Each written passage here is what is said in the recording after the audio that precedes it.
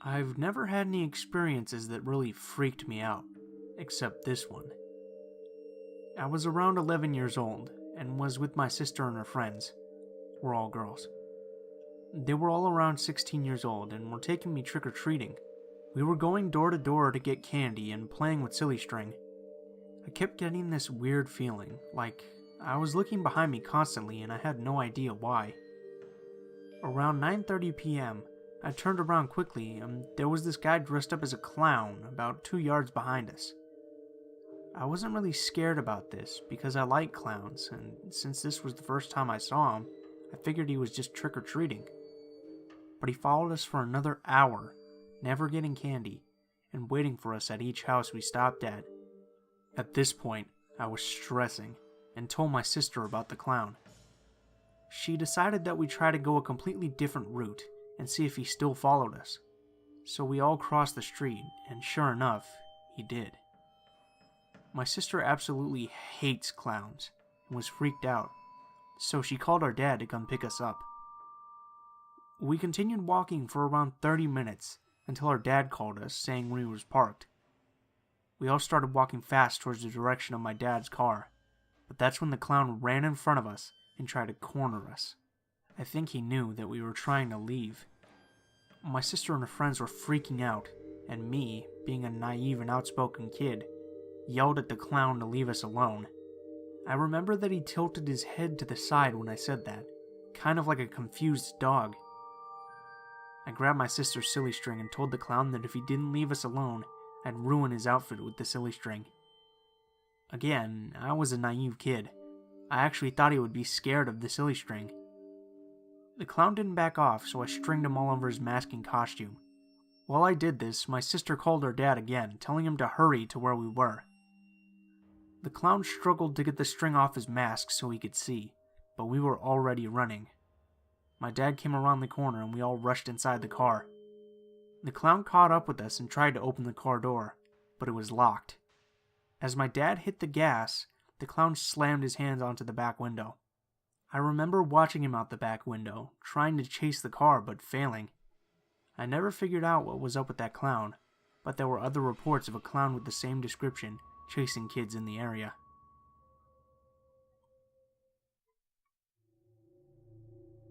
Before anything, a little backstory. I was 10 at the time and was visiting my hometown, Ecuador, for the summer. At the time, I knew just about everyone in my small little town, and so did my parents, which is why they let me go on my own that day. Anyway, here's my encounter. Back when I was 10 years old, my family decided to take a visit to my hometown of Ecuador. We went for the summer and planned out just about our whole stay. One day, my mom and dad were getting ready to go to a wedding, and I was in the house with them. My big sister went over to a friend's house, and my other relatives had already left for the wedding.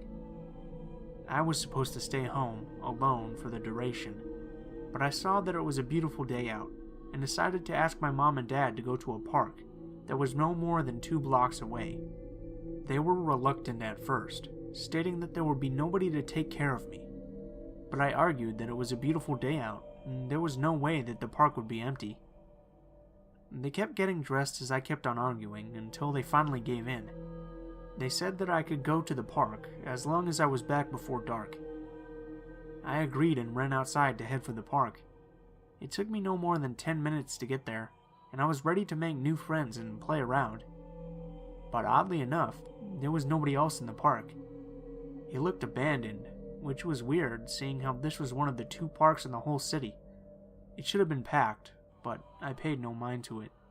I believe I ran over to a swing set, or slide. It was 12 years ago and I can't really remember. And I just played around. As I played, I suddenly heard a voice from the distance. A clown was on the other side of the gate, and motioning for me to get closer.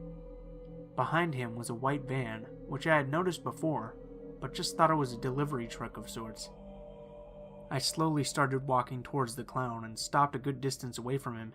He asked me in Spanish, "Hey kid, do you like clowns?" I nodded no to him, and he gave me that clown frown and then said, "Well then let me see if I can change that." He opened up his car, and by looking inside, I saw there was only 2 boxes, though I wasn't sure what they were filled with, and that was it. No seats, no posters, just those 2 boxes and then complete emptiness. Being a child, I still paid no mind to it, and watched as he pulled out a deflated balloon. He wrapped his lips around the end and blew till the balloon was fully inflated. He tied the end and started to form the balloon into a balloon animal of a dog. He showed it to me, and I smiled. He then mentioned me to come closer, to which I complied, and he handed the balloon to me, saying, Do you like? I nodded yes this time and gave him a little smile. He then grinned in the creepiest way possible. The grin was so creepy that even as a kid I knew to back away a bit. The clown then said that if I wanted to see the rest of his tricks, I would have to get into the truck. I told him that the exit was on the other side of the park, and I wouldn't be able to climb the small gate. He then said a few words that haunt me to this day. Get a little closer and I'll carry you over. Then we can have loads of fun in my truck. Come on, kid. While saying this, he still had that creepy grin plastered across his face. I merely backed away and told him, No, it's okay, sir. His grin turned into anger, as though he was annoyed at this. He placed his hands on his hips and said to me, Aw, but we were going to have so much fun. Right when he said that, I heard a voice on the other side of the park yelling, Son, I'm here to pick you up. I turned and saw a man that I recognized as a local neighbor. He wasn't my real father, obviously, but the little me knew to run over to him. I said nothing to the clown. I just ran to the man and gave him a hug. The man waved at the clown and said, Thanks for keeping my kid entertained. To which the clown just replied, No problem. As we turned around, I was able to hear this man murmur, Sick fuck. I looked at him and asked, Sir, what exactly is going on? He just gave a sigh and explained everything. As it turns out, that was no real clown. He was a man that had been kidnapping kids all across Ecuador. He would lure kids in with the clown costume and take them away to God knows what place. The people of my town had a feeling he was coming to our town, which is why the whole park was deserted.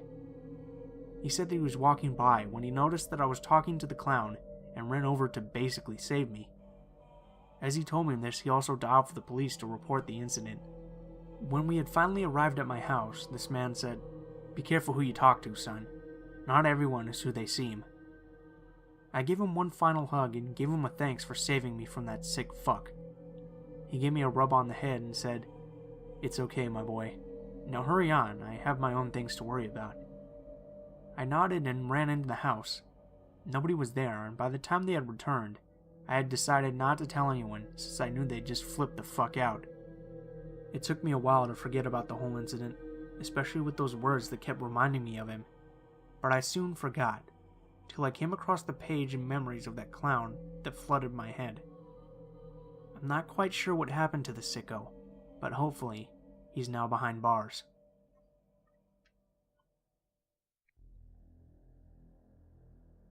So last night I had a very scary thing happen, and I'm not 100% sure what it was, but it reminded my friend and I of a clown, so that's what I'll call it. Maybe some background would be good. Last night was New Year's Eve. I'm 22 and I had 2 other friends over. A girl we'll call L, who is 20, and a guy who we'll call K, and he's 19. I also have a 6-month-old baby girl who was asleep in the bedroom. I live in a 1-bedroom apartment in a bad part of town. There are many drug users and dealers around here, along with people who have rape and assault charges. It's not a safe place at night if you're a woman. My husband was at work and Kay was asleep.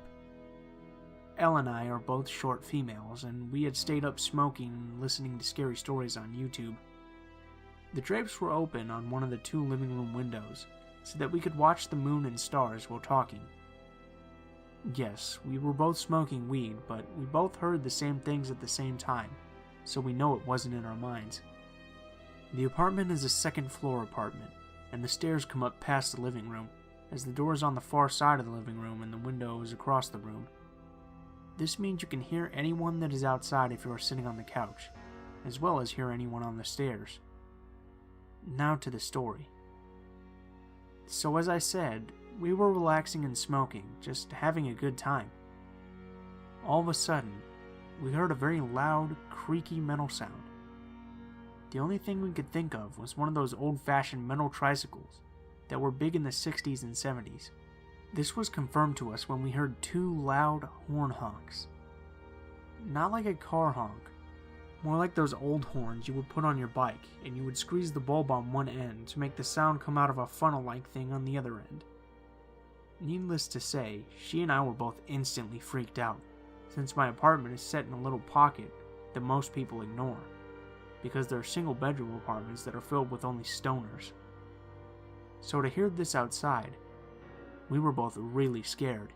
The creaking sound got closer, and we realized we had never locked the door.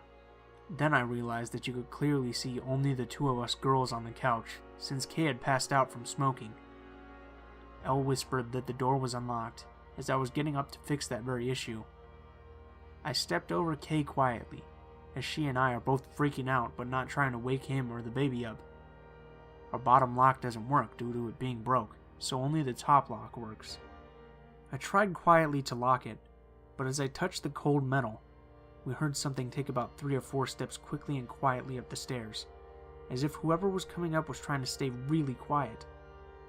My eye went wide, and I clicked the lock into place, which made a very loud noise in the quiet. Instantly, the sound on the steps stopped, and she and I looked at each other, panicked. I crept back over to her on the couch, trying not to have a panic attack.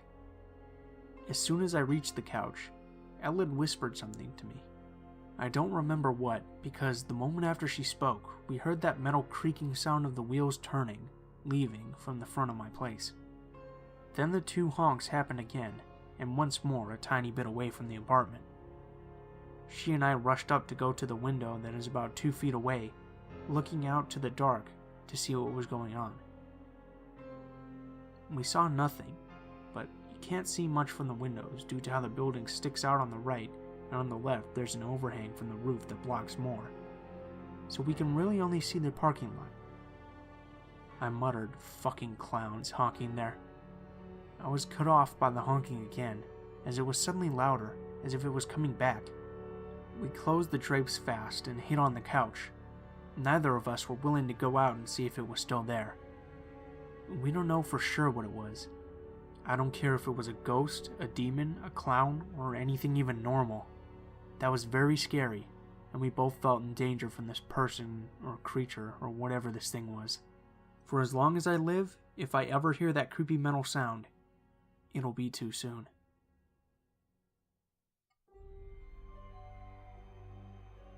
I've posted this story once before, in a lot less detail on a different thread, but never here. This is 100% true. It happened back in the late 1980s when I was home one summer on break from college. About 2 years prior, my dad had purchased an old house with the intention of eventually tearing it down to build a new home. The house was built in 1916, and like most homes built in that area, it had a really unconventional floor plan. There was a central living room and kitchen just like a normal home, but the 3 bedrooms were more akin to separate apartments. Each had its own separate outside entrance, a private bathroom, and a door that led to the common area living room and kitchen. Perhaps the place was originally intended to be a boarding house or something. I don't really know. The other thing that was a little creepy about the house was that it was all wood. The ceilings, walls, and floors were all brown, and nothing was ever painted or plastered. My dad was a pretty cool guy. While he was waiting for permits and financing, he let 3 of my friends live there for free in exchange for watching the place. They had a lot of parties, but my dad didn't care as long as none of the neighbors complained. I went to a few parties there myself when I was lucky enough to be home from college. Eventually, 2 of my friends moved out, leaving my one buddy there to watch the mostly empty house on his own. He wasn't the type of person to be afraid of living alone in a half-empty house, so he was fine with the situation. I'm at home one afternoon when the phone rings. It's my buddy, and he sounds terrified.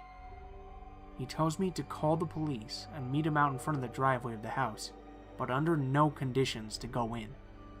I ask him why, and he tells me there's a crazy clown in the house. Apparently he was sick with the flu in bed for the previous 2 days. When he finally felt well enough to go into the kitchen to get something to eat, he runs face to face with a crazy woman dressed in a clown suit and makeup who starts screaming at him. It was then that he ran out of the house and called me in a panic from a nearby gas station. I call the police and then drive over to the house, which was about 2 miles away. I found my buddy on the sidewalk out front, and he's really shaken up. I ask him to describe what he saw, and he just keeps saying there's a crazy clown woman in the house. I ask for more specific details, and he describes her as dressed in a white clown suit with red makeup smeared all over her face. He's still a little sick, so he looks really bad, and honestly, he's freaking me out as well. There was no way in hell that I was going to go into that house to investigate his story. After what seemed like an eternity, a cop shows up. My buddy tells him the exact same story. The cop then goes into the house while we wait outside. About 5 minutes later, he emerges escorting a crazy clown woman who looks exactly as my friend described her. She has wild, unkempt brown hair and is wearing this weird baggy one-piece. What was really disturbing though was her face. She had a tube of lipstick which she crudely spread all over her cheeks in a failed attempt to make them look rosy. Although we were both freaked out, the cop thought it was hilarious. The clown woman claimed it was her house and then accused us of being on drugs and trespassing on her property. When the cop told her to get in the back of his squad car, she warned him that she had powerful friends in Tinseltown who would have him fired. When he comes back to talk to us, he tells us he can't arrest her for breaking and entering because the house is half abandoned. He said the best he could do was drive her a few blocks away and hope she didn't wander back. This, of course, freaks us out even more. Fortunately though, when they run a background check on her, turns out she has an outstanding warrant and would be going to jail instead. And that's the last time we saw her. When we go back into the house, we find all kinds of crazy stuff written on the kitchen cabinets, and the same red lipstick she rubbed all over her face. There was also some 10-day-old fish in the fridge that my friend never got around to eating, that she cooked on the stove and ate. The really scary thing, though, was this crazy woman probably was in the same house with my friend for at least a day, while he was sick and semi-delirious in bed with a fever. She was probably harmless, but who knows what she would have done if she stumbled onto him while he was sleeping. His door was unlocked the entire time. Fortunately, she never did, as far as we know. One of the things she wrote down on the cabinets in lipstick was her name. While I'm not allowed to disclose it here, I googled it and found a mugshot that was taken of her some years later.